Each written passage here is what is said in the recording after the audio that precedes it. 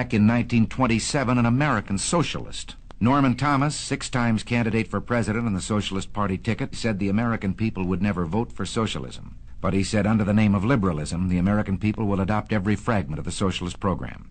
There are many ways in which our government has invaded the precincts of private citizens, the method of earning a living. Our government is in business to the extent of owning more than 19,000 businesses covering 47 different lines of activity. This amounts to 1/5 of the total industrial capacity of the United States. But at the moment I'd like to talk about another way, because this threat is with us and at the moment is more imminent.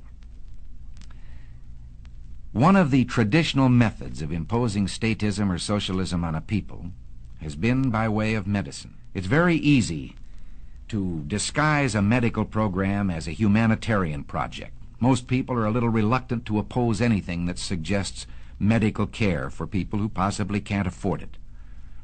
Now, the American people, if you put it to them about socialized medicine and gave them a chance to choose, would unhesitatingly vote against it.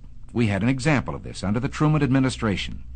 It was proposed that we have a compulsory health insurance program for all people in the United States, and of course the American people unhesitatingly rejected this.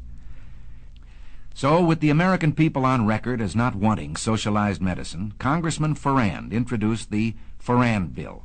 This was the idea that all people of Social Security age should be brought under a program of compulsory health insurance. Now, this would not only be our senior citizens, this would be the dependents and those who are disabled.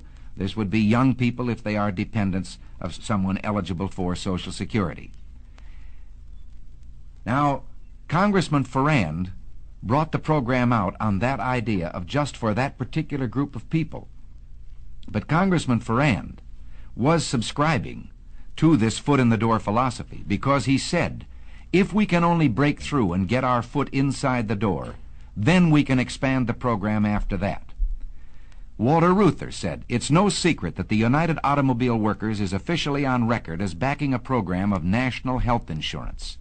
And by national health insurance, he meant socialized medicine for every American. Well, let's see what the socialists themselves had to say about it. They say, once the Farrand Bill is passed, this nation will be provided with a mechanism for socialized medicine capable of indefinite expansion in every direction until it includes the entire population. Well, we can't say we haven't been warned. Now, Congressman Farrand is no longer a congressman of the United States government. He has been replaced, not in his particular assignment, but in his backing of such a bill, by Congressman King of California.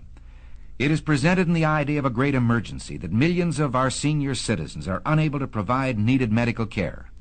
But this ignores the fact that in the last decade, 127 million of our citizens, in just 10 years, have come under the protection of some form of privately owned medical or hospital insurance.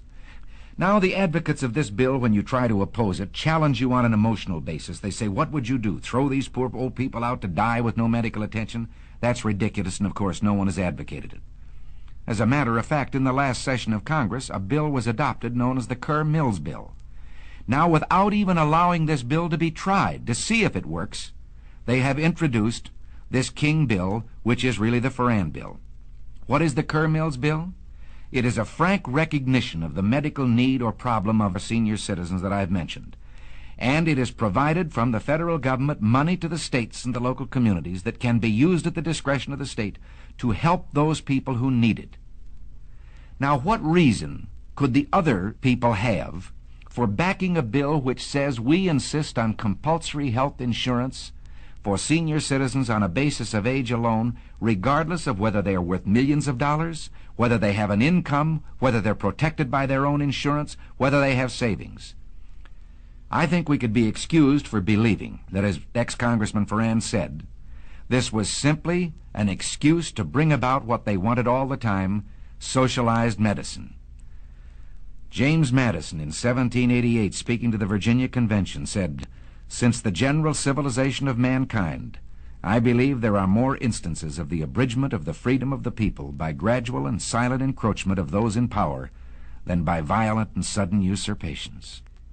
They want to attach this bill to Social Security, and they say here is a great insurance program now instituted, now working.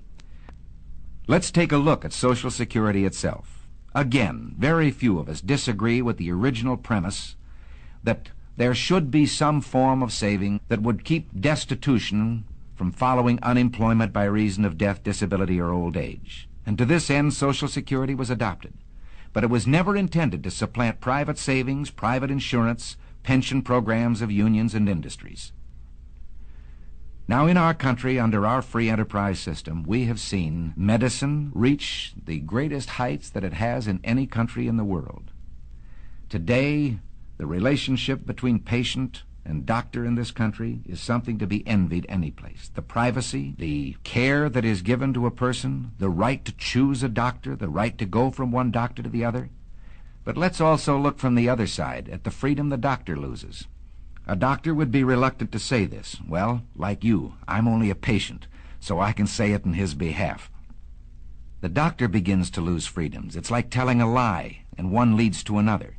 First, you decide that the doctor can have so many patients. They're equally divided among the various doctors by the government.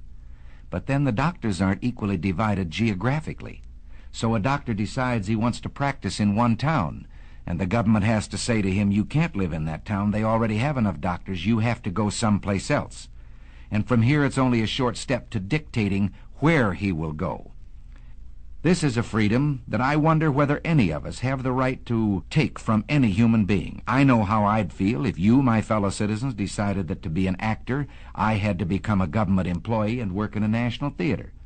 Take it into your own occupation or that of your husband. All of us can see what happens once you establish the precedent that the government can determine a man's working place and his working methods, determine his employment. From here, it's a short step to all the rest of socialism, to determining his pay, and pretty soon your son won't decide when he's in school where he will go or what he will do for a living.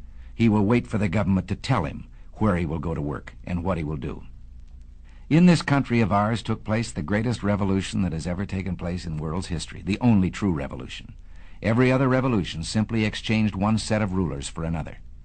But here, for the first time in all the thousands of years of man's relation to man, a little group of men, the Founding Fathers, for the first time, established the idea that you and I had within ourselves the God-given right and ability to determine our own destiny.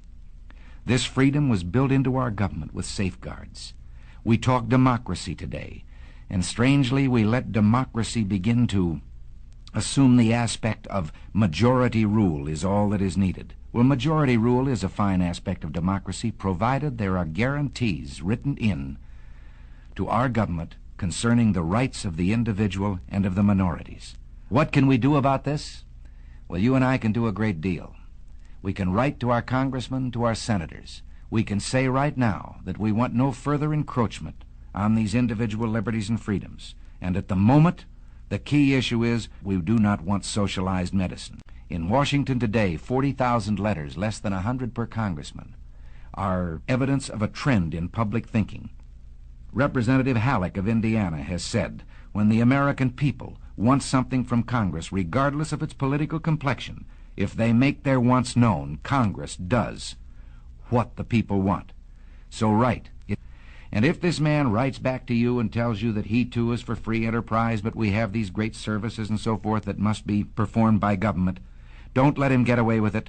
Show that you have not been convinced. Write a letter right back and tell him that you believe in government economy and fiscal responsibility, that you know that governments don't tax to get the money they need. Governments will always find a need for the money they get, and that you demand the continuation of our traditional free enterprise system.